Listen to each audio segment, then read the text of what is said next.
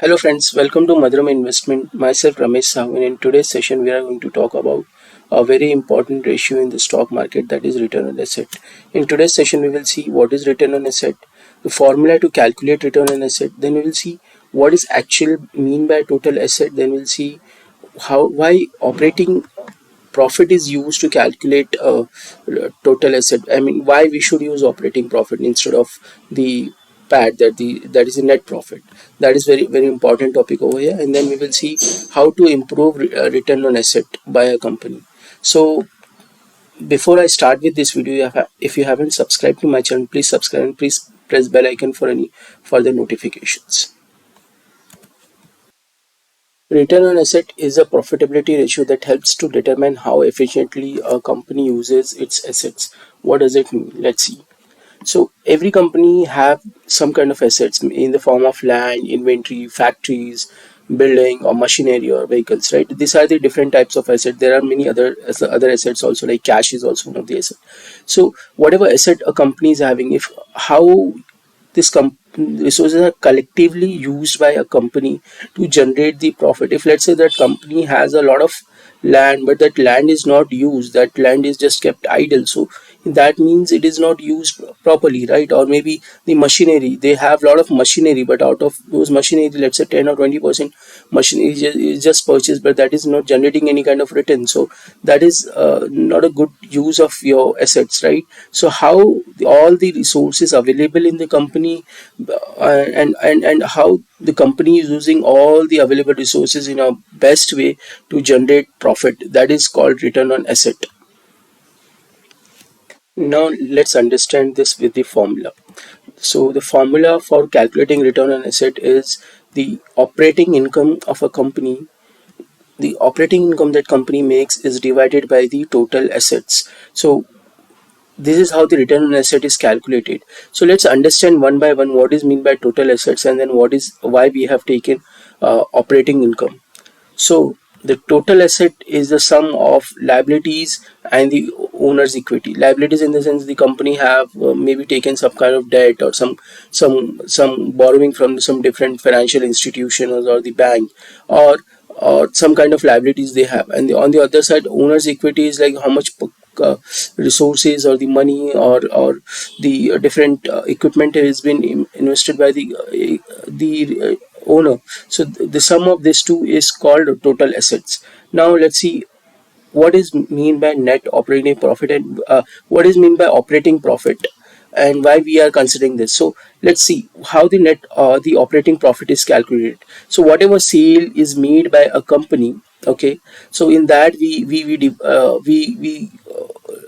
reduce the cost to generate the sales, so then you get a gross profit. From this gross profit, what you actually reduce is the selling general administrative expenses, your other income expenses, or some charges which is like accounting charges or something. So all these things are the which you have to pay.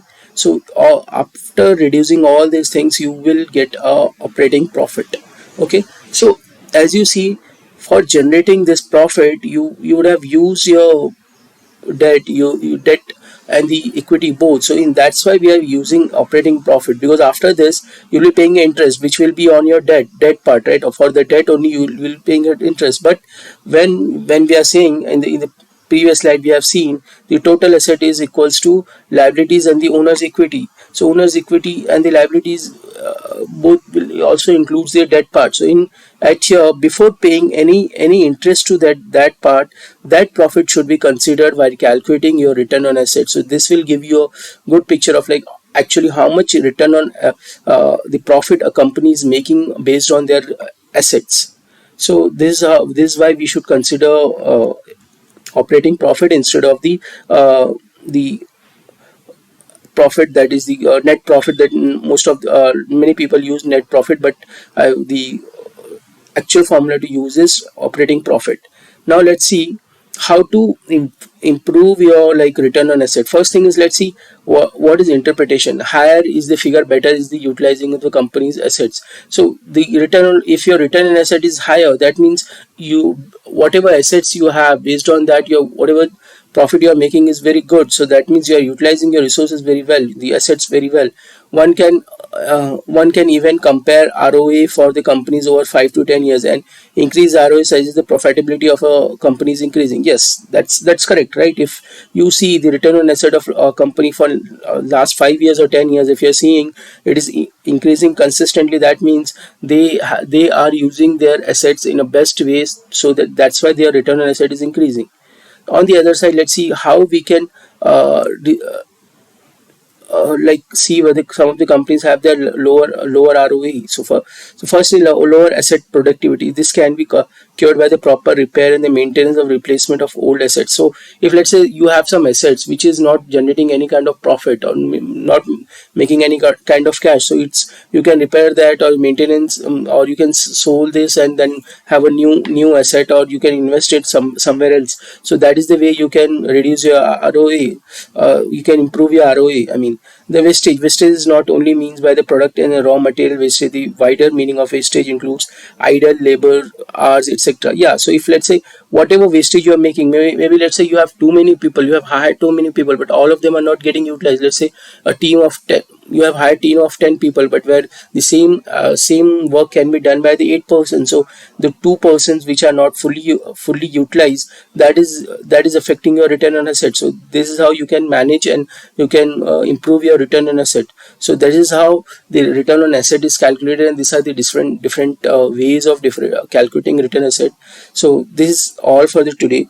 So if you have any queries or comment, please put it in the comment box, and if you like this video, please press the like button, and thanks for watching. Have a good day. Thank you.